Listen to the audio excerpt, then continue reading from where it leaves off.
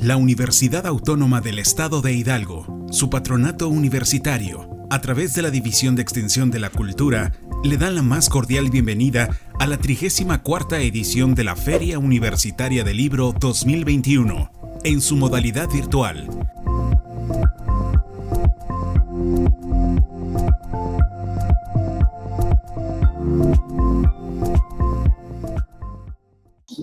Les damos una agradecida bienvenida a este conversatorio que iniciamos dentro de la Feria Universitaria del Libro de la Universidad Autónoma del Estado de Hidalgo.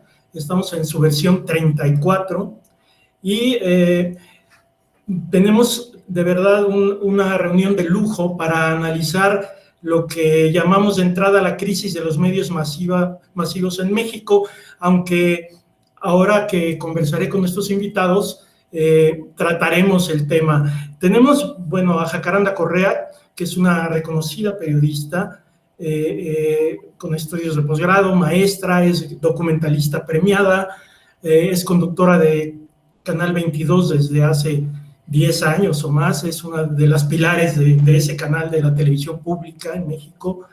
Es también, como les digo, una premiada documentalista, tiene una participación semanal en el canal de YouTube de Astillero, de Julio Hernández López, y su programa Debate 22, además de otros que ha tenido en este canal, dan cuenta de su inteligencia, de su capacidad, de su conocimiento y responsabilidad de la información. Entonces, le damos de veras una cordial bienvenida y le agradecemos a Jacaranda que haya aceptado estar aquí. Es nuestra primera invitada.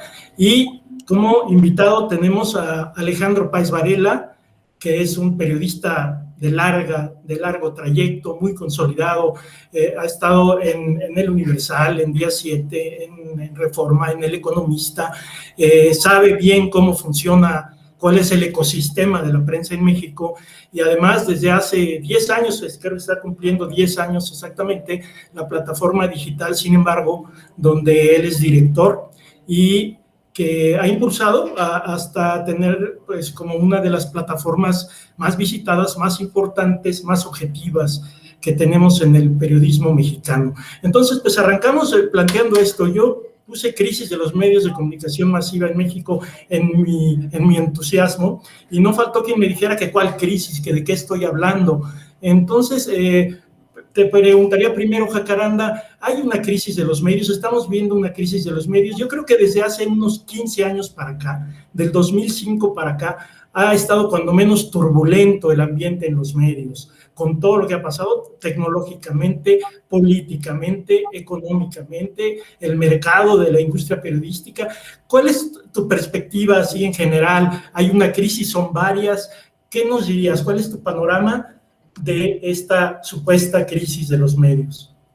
Muchas gracias, a los dos Alejandros, ¿verdad? Gracias primero por tu amable y cálida presentación, de verdad muy agradecida, muy feliz, muy contenta de estar, pues como tú bien lo dices, con otro colega a quien respetamos, admiramos, pues ha sido maestro de muchos, pionero en muchos sentidos también, ¿no? A nivel, digamos, del experimento en los medios, sobre todo, primero en los medios escritos y ahora, pues en una plataforma digital como YouTube. Así es que gracias a ambos, un privilegio estar aquí hablando de un tema que me parece muy interesante porque a partir de lo que tú planteas, ¿no? Sobre esta llamada crisis, yo primero te diría que no veo que haya una crisis, voy a decirte por qué, ¿no? Pero sí pienso que ha habido una transformación, ¿no? En el ecosistema mediático, como tú bien lo dices, quizá desde los principios de los 2000, ¿no? Con la llegada de Internet, pues se transformó, ¿no? Completamente la idea de hacer periodismo, ¿no? La idea de la propia noticia, de la información, que digamos que a partir de toda una transformación, ¿no? Se convirtieron en un negocio, ¿no? Yo no sé si metería ahí a la televisión, o sea, a los medios electrónicos, porque creo que tienen una historia distinta a la de la prensa, ¿no? Pero en el caso, digamos, de los medios escritos, pues yo creo que quienes crecimos hojeando los periódicos nos dimos cuenta que pues eso se desdibujó completamente con la llegada de muchísimas plataformas digitales y terminó por construir, digamos que todo un esquema de lo que tú bien señalas, son corporativos empresariales, ¿no? Que terminaron por apabullar toda la conversación pública y que ganaron terreno de alguna manera frente a los medios, llamémosle independientes, ¿no? Creo que una de las grandes cosas que se transformaron desde aquí, desde que la información y la noticia se convirtió en mercancía, en un negocio, no importaba tanto lo verdadero, sino lo interesante, ¿no? De cómo se puede vender una información, la espectacularización, ¿no? Y al convertirse esto, ¿no? La información pues como en una mercancía y la lejanía de poder discutir el periodismo con gente de periodismo y con periodistas y no con empresarios, pues creo que eso ha trastocado mucho el entendimiento de la información, se ha trivializado la palabra en este mundo de sobreabundancia, pues cualquiera escribe cualquier cosa, no hay un cierto rigor, en fin, ¿no? Creo que eso en un primer momento, y yo diría que uno de los grandes ejemplos, bueno, hay muchos, pero ahora se me viene a la cabeza algo de esta transformación de cómo los corporativos mediáticos, empresariales, de pronto irrumpen en la discusión pública. Tiene que ver con esta plataforma Latinus, que a mí me llama mucho la atención porque yo he intentado entrar y conocer quiénes son, pues, tu jefe de información o quienes dirigen las secciones y pues no lo encuentro, ¿no? O sea, ves muchísima información, pero no ves quiénes son, ¿no? Esos periodistas que están jugando, ¿no? Y bueno, creo que ese puede ser un ejemplo.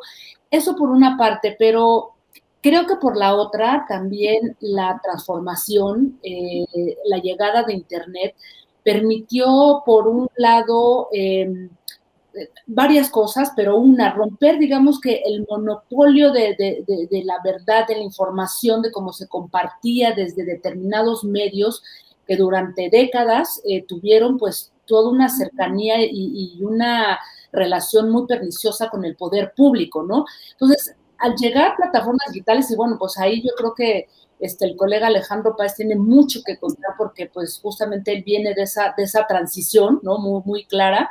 Creo que se abren las posibilidades, al abrirse también las posibilidades, ¿no? Se genera todo un periodismo independiente muy importante y es el periodismo que hay que decirlo, ya lo platicaremos más adelante, que se mete de lleno a hablar de los grandes temas en los 2000 con la llamada alternancia con Vicente Fox y que al final terminan siendo los periodistas más vulnerables, ¿no? Los atacados, los amenazados, incluso gente asesinada, porque son plataformas que no dependen de grandes corporaciones. Muchos de ellos surgieron también en los estados del país, donde el periodismo pues ha sido como muy golpeado, maltratado, ¿no? Y creo que esto también configuró un esquema de cierta vulnerabilidad y bueno, pues ha sido como un arma, digamos, de doble filo, ¿no?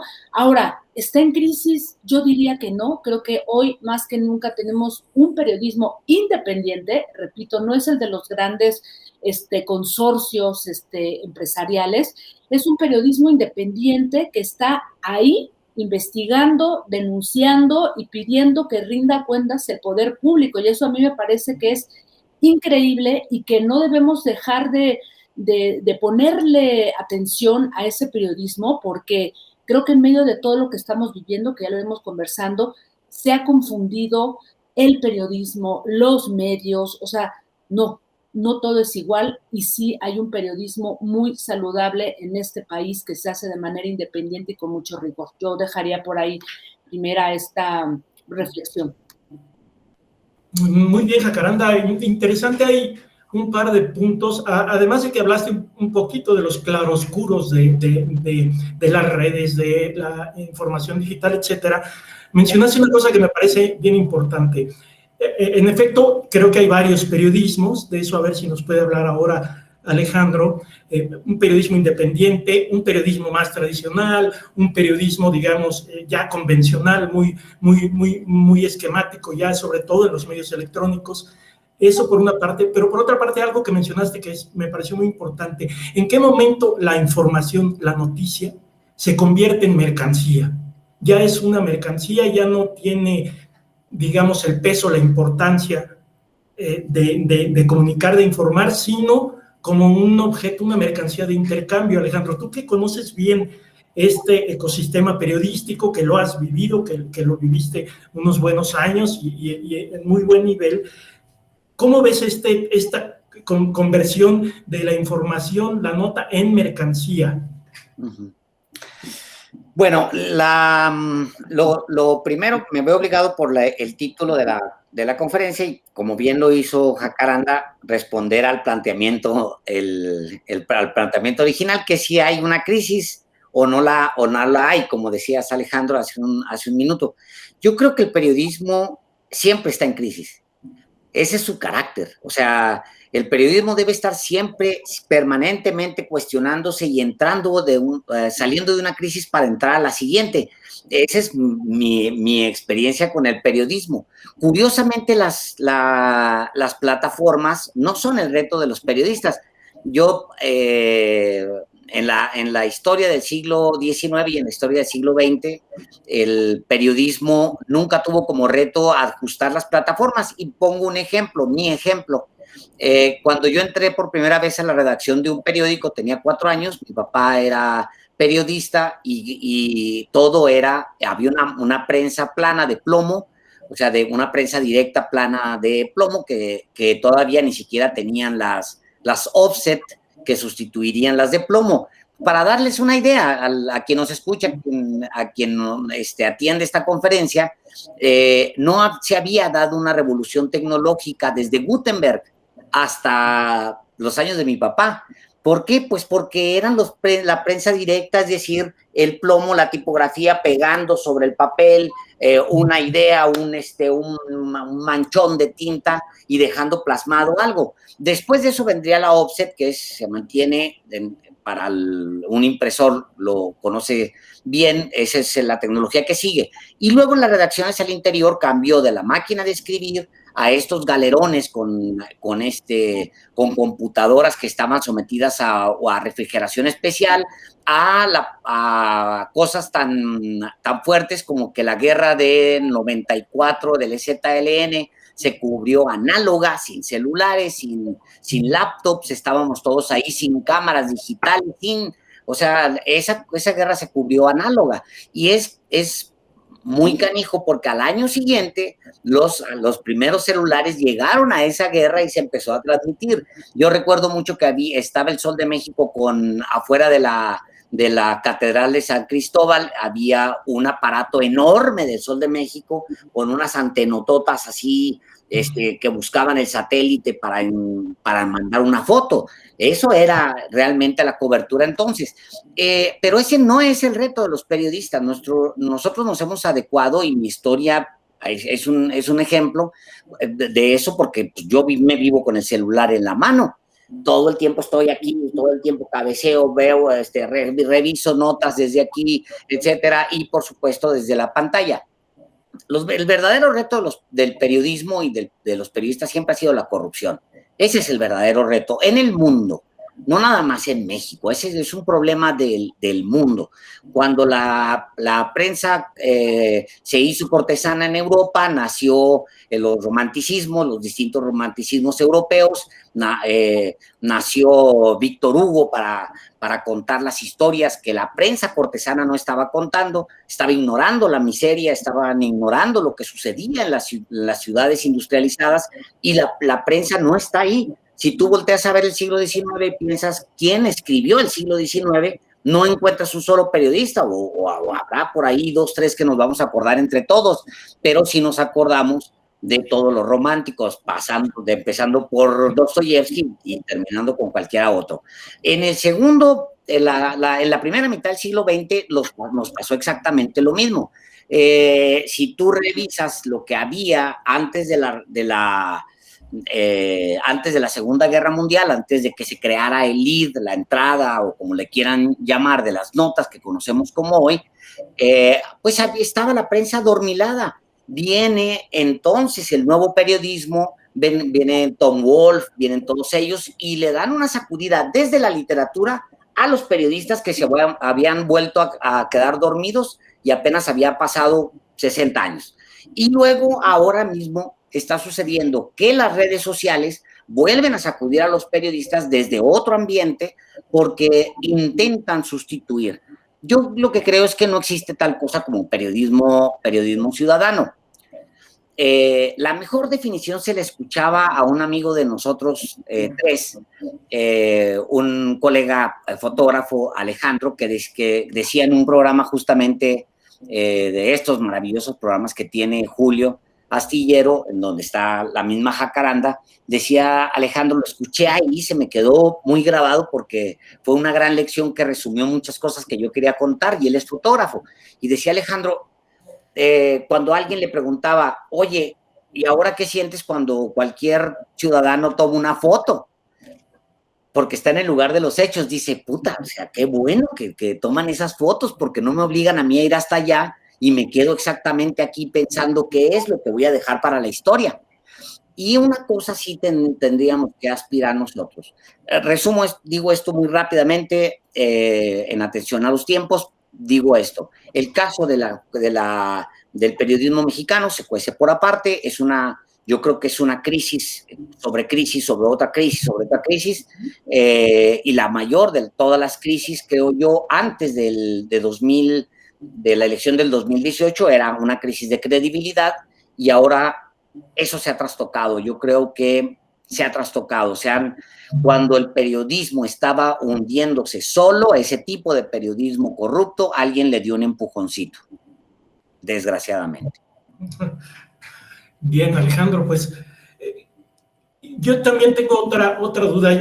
Cuando estudiamos periodismo, bueno, creo que los tres estudiamos periodismos, yo estudié en la Facultad de Ciencias Políticas, en fin, me acuerdo a maestros, que te diré, como Froilán López Narváez, como el mismo Granados Chapa, hablar sobre la objetividad, la imparcialidad, era como uno de los valores del periodismo, ¿no? Y yo creo que desde luego hay un periodismo militante, un periodismo de partido, un periodismo que apoya causas, en fin, pero era como un leitmotiv clásico, el periodismo imparcial, objetivo, y ahora estamos como que en un mundo en el que todos los medios tienen intereses y un partido tomado y apoyan de diferente manera, más allá de la objetividad y de la imparcialidad y el equilibrio, ¿no? No sé si esto partió a partir de la elección presidencial de 2006, que se empezó a definir y a cargar muy a la vista hacia dónde iba cada medio. ¿Qué piensas, Jacaranda, de esto, de la objetividad, la imparcialidad, o del periodismo más militante incluso, que también lo hay, ¿no? Quería, para responder tu pregunta, y algo que decía Alejandro, que me parece que es muy importante y que para mí de alguna manera no es que cambie, sino que lo vemos de una manera muy clara, el tema de la corrupción y de esta cercanía que hubo entre una buena parte de los medios, de periodistas, ¿no?, con el poder público, bueno, la televisión ni se diga, ¿no?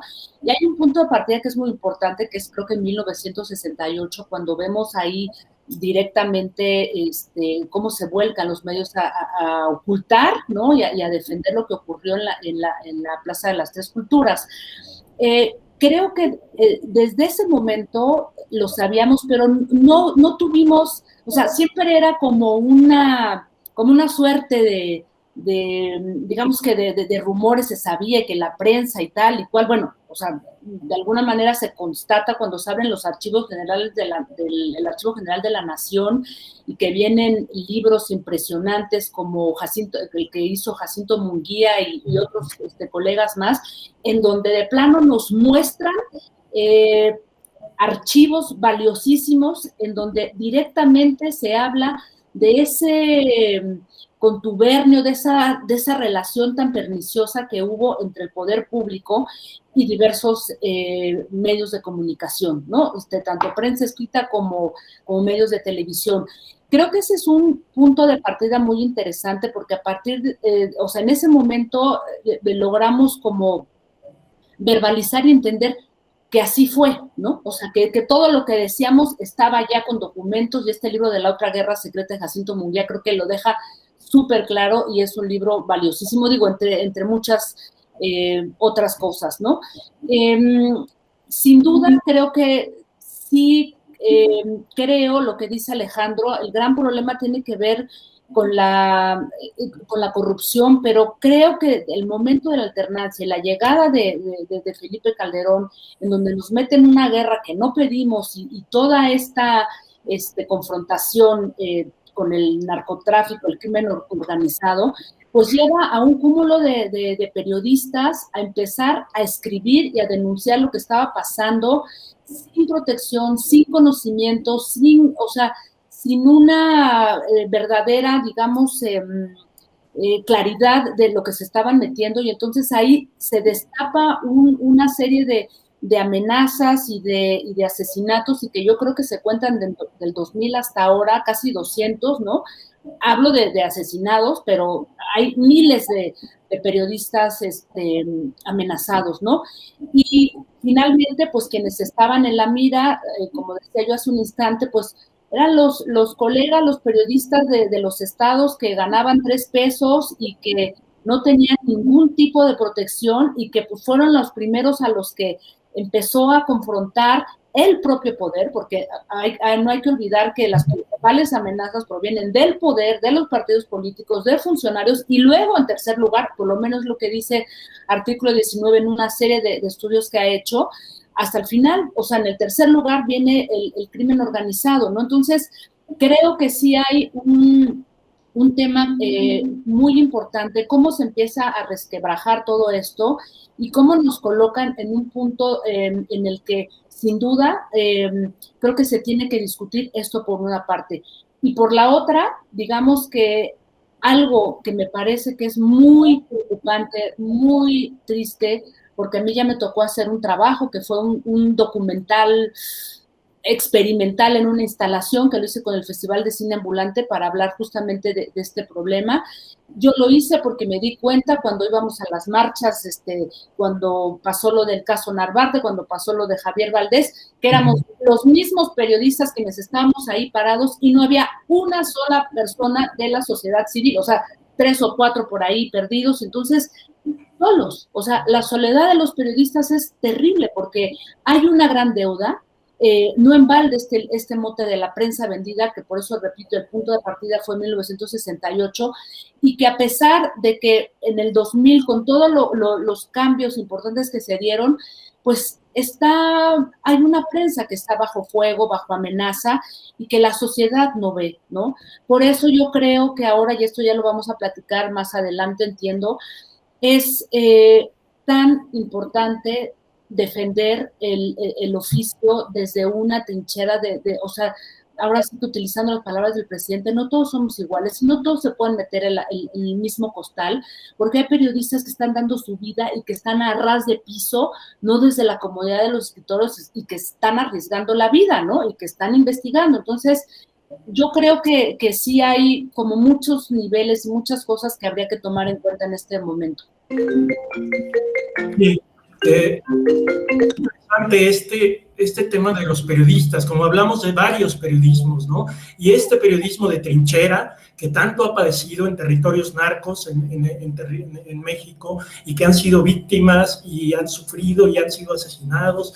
En fin, ese periodismo de trinchera, de a pie, de voluntad, es el que efectivamente se la juega y está en riesgo.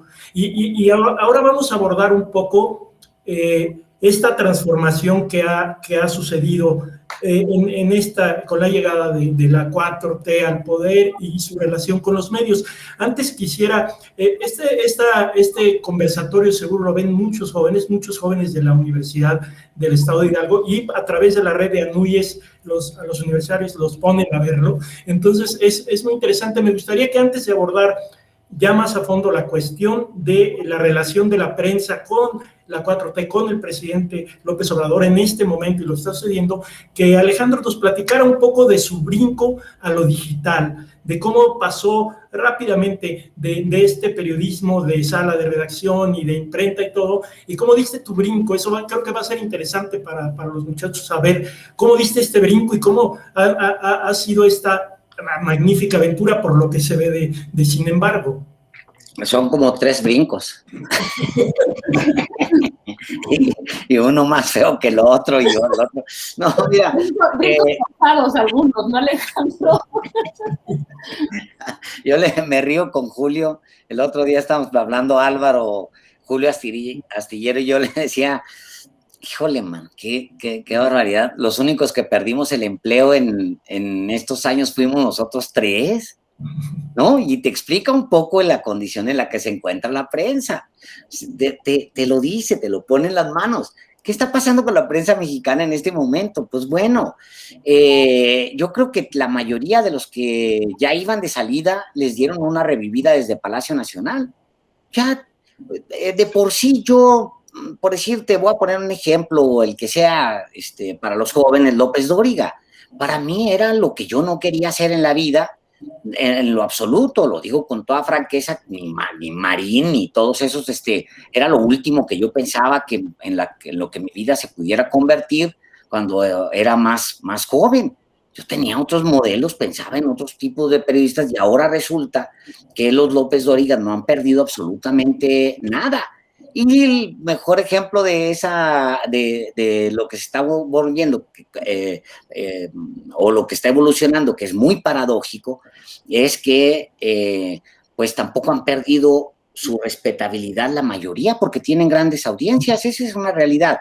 Ahora, la televisión, Televisa, TV Azteca, han perdido, sí, una presencia muy fuerte, pero no han perdido el negocio, porque la prensa no se regula con la prensa. Eso es una mentira. Es una mentira que, aunque la repitan muchas veces, no va a ser verdad. La prensa la regula muchísimos factores, incluyendo el Estado mexicano. El Estado mexicano participa del éxito de Televisa y de TV Azteca. Por supuesto, les mete un montón de dinero, pues son los que realmente están. Y luego, por el otro lado, le mete dinero a La Jornada. Entiendo la motivación del presidente para hacerlo, en el caso de La Jornada, pero es un periódico impreso. O sea, no ni siquiera es el futuro. Es muy paradójico, pues, todo esto que está pasando en la prensa mexicana. Y yo no veo que se vaya a dar una transformación. No puedo hablar de una transformación en la prensa mexicana. Hay un nuevo momento, sí lo hay. Hay nuevos actores, también los hay, pero también los hay en el mundo. No nos sorprenda que haya tantos youtubers, por decir. Bueno, pues nos sorprende mucho, y aquí que los youtubers y no sé qué. Pues sí, pero en el mundo hay muchos youtubers. Matt Drusch manda, no recuerdo si es en el 98, 97, convierte Drusch Report en uno de los medios más vistos del mundo, y creo que todavía es de los más vistos del planeta, y es solamente una página web mal hecha con un montón de ligas. Con él empieza en realidad el periodismo que avanzaría a momentos de crisis y momentos de expansión. El caso del Huffington Post, por ejemplo, es un caso terrible, muy notorio, pero a la vez terrible, porque se convirtió en el USA Today en su momento. Y así tú lo ves. O sea, hay una evolución. Creo que sí se está viviendo una multiplicación de los canales para vernos, y nos estamos viendo muy abrumados o suficientemente abrumados. Cualquiera de los que están viendo mientras hablo esta conferencia, o cuando se vaya a transmitir esta conferencia, se darán cuenta que tiene en sus aplicaciones, tienen un montón de opciones de estar informados, y eso es, hagan de cuenta, se los voy a decir otra vez de regreso al papel, porque pues, son los tiempos que uno tiene. Había un señor que se paraba afuera de la rotativa, que esperaba el primer ejemplar, lo veía, y luego agarraba, leía la cabeza principal y decía: este periódico se va a vender muy bien, por la cabeza principal. Y no era periodista, era el que ponía los periódicos en las manos de los voceadores y ponía los periódicos en cada una de las esquinas para quien lo fuera a comprar. Esos puestos de periódicos son las redes sociales para nosotros en la actualidad. Ahí nos paramos nosotros y gritamos, extra, extra, acaban de matar a quién sabe quién, o extra, extra, el presidente dijo no sé qué. Es exactamente lo mismo. Nosotros nos paramos a las redes sociales, les gritamos extra, extra. Hay un montón de extras y al mismo tiempo, como pasa en los exhibidores en una esquina de un periódico. Y esa se transforma en que de repente en una esquina no hay un solo voceador con los 5 ejemplares en la mano. De repente hay 25 voceadores, cada uno con 25 periódicos, ¿y a quién le compras? Bueno, eso es lo que pasa con las apps. Nosotros tenemos que estar en Dailymotion, tenemos que estar en TikTok, estamos en Dailymotion, estamos en TikTok, estamos en Facebook, pero también estamos en el digital, o sea, en el .mx, pero también estamos en YouTube. O sea, tenemos y estamos permanentemente buscando qué es lo que sigue. Ayer alguien nos decía, oigan, no se están viendo en la aplicación, ¿quién sabe qué me metí? Ah, carajo, pues esta es nueva. Y además tiene un chingo de suscriptores. ¿Qué está pasando aquí, no? Perdónenme por el uso coloquial del chingo, pero es muy bonito. Y eso es lo que está pasando. Son muchos retos a la vez. Son muchos retos. Y creo que nos podríamos pasar otra intervención fácilmente de 10 horas hablando sobre la corrupción, el tema de la corrupción que sigue, nada más que ha cambiado de quién la alimenta, pero sigue siendo la misma y peor, yo creo que es peor. El gran mal del periodismo, nos dice Alejandro, es la corrupción, ¿no? El periodismo mexicano. Pero no creo que no los medios por ejemplo, la televisión, en el caso de la televisión pública, que ha sido un territorio en el que yo he crecido durante mucho tiempo, también trabajé varios años en televisión privada, debo de decirlo, ¿no? Estuve en 2 temporadas en Televisa, por ejemplo, como reportera, pero digamos que conozco bien el terreno de los medios públicos, porque además tengo mi tesis de licenciatura y luego de maestría fue justamente sobre medios públicos, y creo que ahí, digamos que se maneja de otra forma, o sea, la reflexión va encaminada hacia otro lugar, porque es, bueno, ok, ¿qué pasa ahí, no? ¿Y cuáles son los retos ahora? Pues son medios que defienden su independencia, su poca posibilidad de innovar, ¿no? O sea, a mí me tocó en varias temporadas, ¿no? Intentar innovar y lo lográbamos, pero después vas para atrás y entonces es muy complejo y es paradójico por todo lo que comenta el propio Alejandro, ¿no? Lo que estamos viendo ahora, ¿no? Que por una parte se hablaba y el propio presidente decía, vamos a construir una televisión pública al estilo de la BBC. Dices, bueno, pues para empezar tendríamos que, como lo dijimos desde hace muchos años, tener una independencia, no solo, o sea, una independencia primero financiera para luego tener una independencia editorial, porque todo el tiempo, o sea, dependen las televisoras públicas de los recursos oficiales y la tensión con el poder haya estado permanentemente, y yo creo que también eso es uno de los grandes temas pendientes, digo, nomás para acotarlo porque ibas a hacer otra pregunta, pero creo que es uno de los grandes pendientes de las paradojas que estamos viviendo en este gobierno a nivel de sus medios públicos. Bueno, estamos a punto de abordar el tema ya varias veces y no llegamos al tema, pero nada más quisiera su opinión rápido sobre precisamente las redes. En 2011, con el Yo Soy 132, fue como el gran campanazo de notar las posibilidades de las redes. Ya había algunos antecedentes, pero el Yo Soy 132 sí fue clarísimo que las redes tuvieron una repercusión.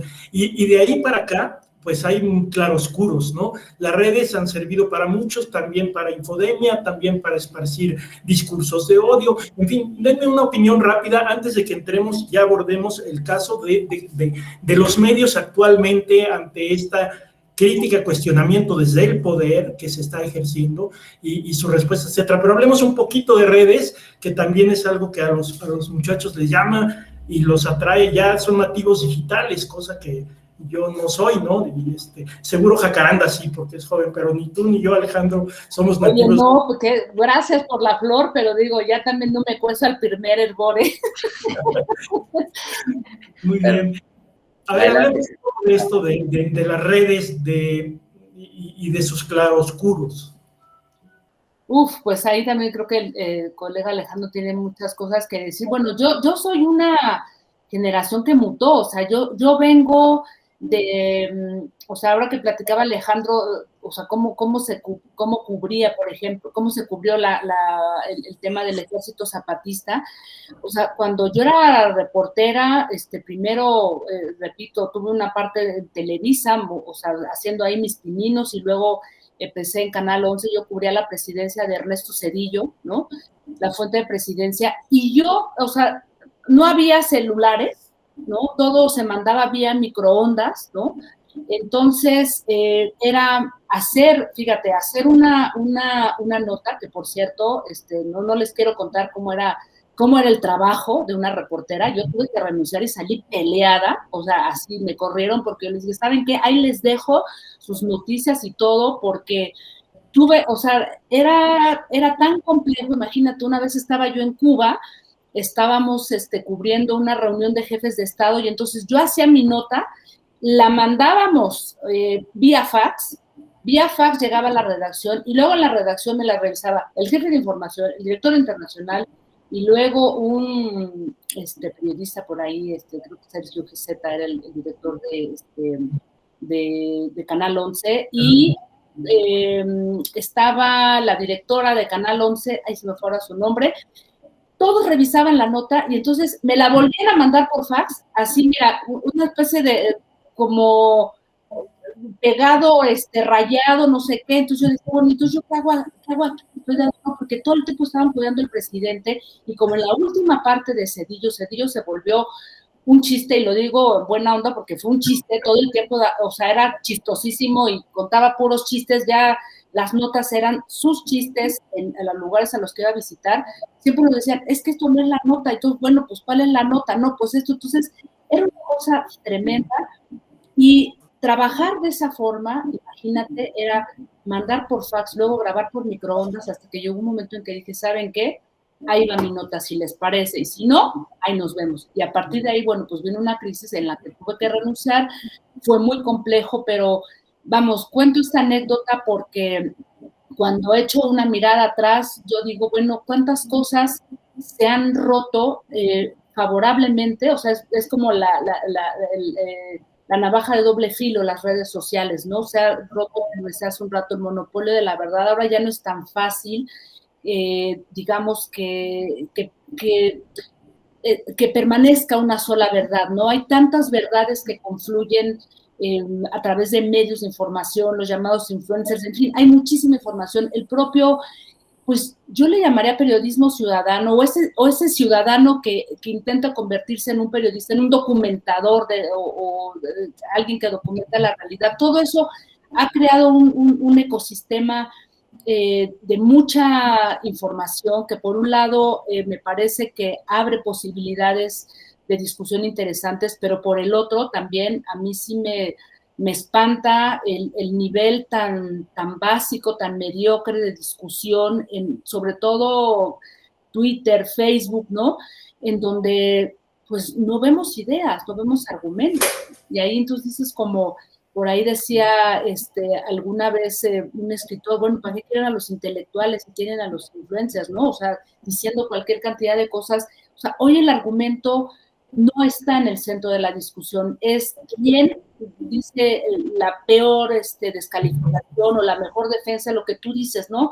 Estar en un lado de otro muy radical, y en donde en medio la idea, el argumento, pues hay que pelearla, ¿no? Y hay que pelearla, y pues sí es una disputa muy, muy compleja, ¿no? Pero creo que es un arma de doble filo lo que pasa en las redes, en las benditas y malditas redes sociales, ¿no? Benditas y malditas, sí. Bueno, en lo que esperamos que se reconecte Alejandro, vamos a empezar a hablar de esto.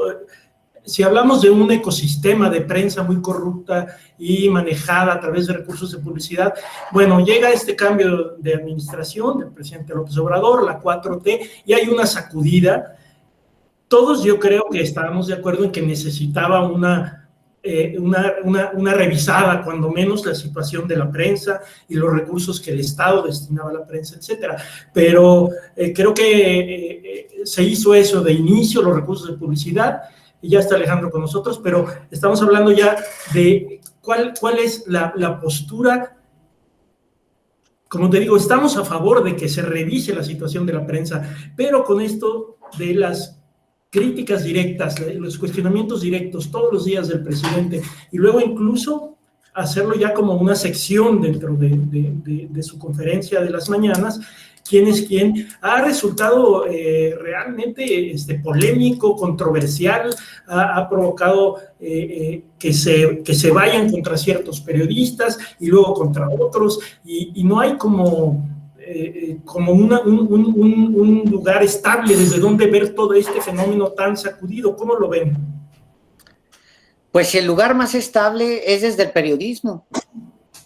Lo demás, pues es odio, es rencor, lo que está sucediendo con un puñado de medios, por ejemplo, que están esperando en qué momento tropieza incluso verbalmente el presidente para echársele encima. Eso pues es atender a filias, fobias personales, y eso no es periodismo.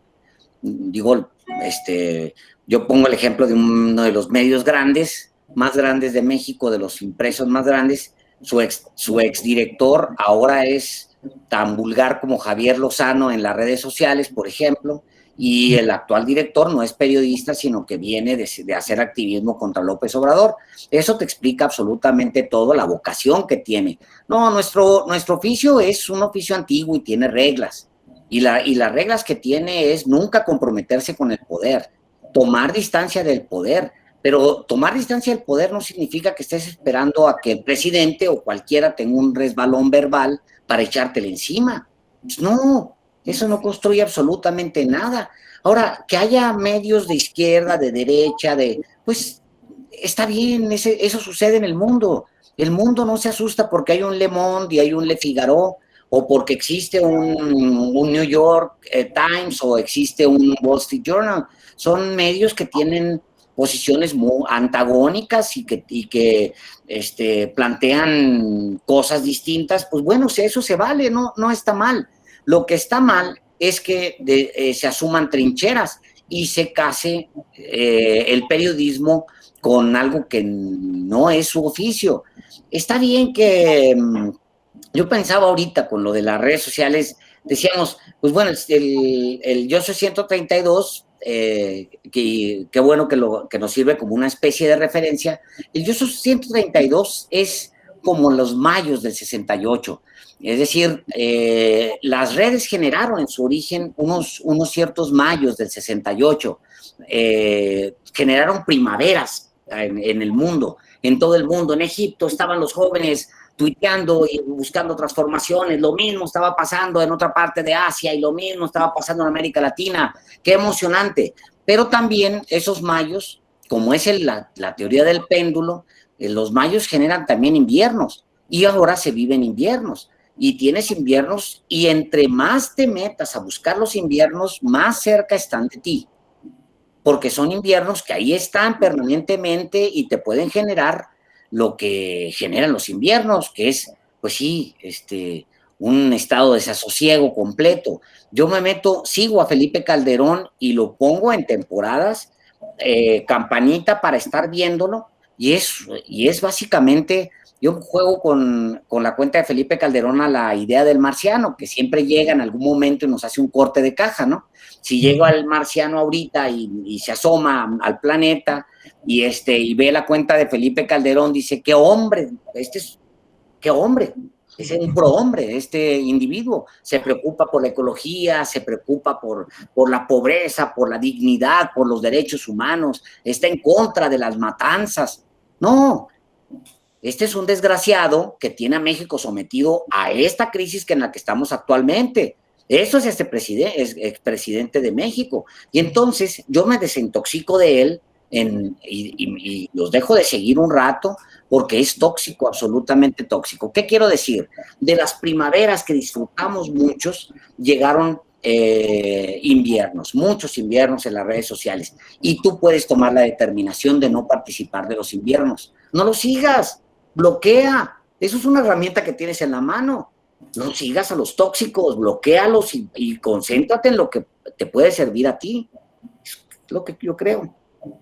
No, y bueno, yo también a veces hago eso como Alejandro, pero de pronto me gana el morbo y bueno, y también el estar informado. Ahora que justamente mencionas lo de Felipe Calderón, me parece terrible todo esto que ha ocurrido, porque dos personajes como Felipe Calderón y Vicente Fox forman parte de todo un grupo, que además ahí lo tienes en Twitter, que se llama IDEA, que es una organización de estados americanos en donde milita directamente la derecha, ¿no? O sea, la derecha más recalcitrante, más radical y más peligrosa y tóxica de América Latina y de España. O sea, y ahí están, o sea, lo puedes buscar en Twitter y son los que todo el tiempo están lanzando comunicados, por ejemplo, contra las elecciones en Perú, sugiriendo que había habido un fraude, contra lo que ocurrió en Chile, luego hablando sobre la consulta en México. O sea, es un grupo de una derecha recalcitrante donde está también José María Aznar, por ejemplo, Piñera de Chile, ¿no? Macri de Argentina, o sea, la derecha, pues, pero una derecha chafa, como chafa son Felipe Calderón y Vicente Fox, ¿no? Que verdaderamente, pues como dice Alejandro, los puede silenciar ahí en Twitter, pero realmente a mí sí me indigna, como me indignó ver el Twitter de Vicente Fox burlándose de los ciudadanos, pero de la consulta ciudadana, así de, a nosotros no nos tocan, o sea, me hierve la sangre, no puede ser, ¿no? Pero ese es el ecosistema, ahí está el Twitter, donde podemos saber y ver y leer lo que comparte gente de lo más inteligente, de lo más interesante, a este tipo de personajillos o de personajes de poca monta como los Chumeles y los Javieres Lozanos y todos estos personajes que verdaderamente sí son pues muy peligrosos por lo que comparten y lo que dicen, ¿no?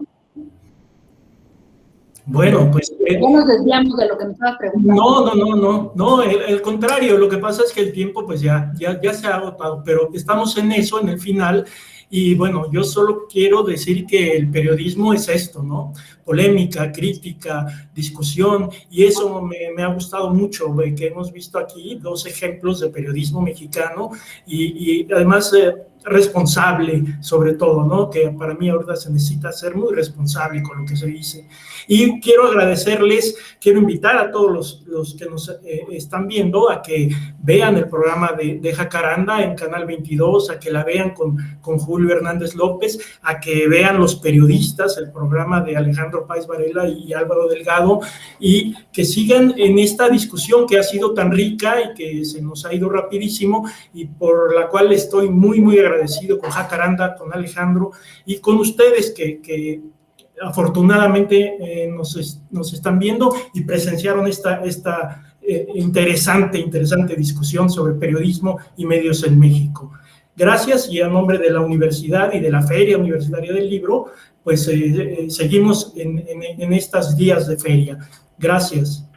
Gracias, muchas gracias por la invitación. Gracias.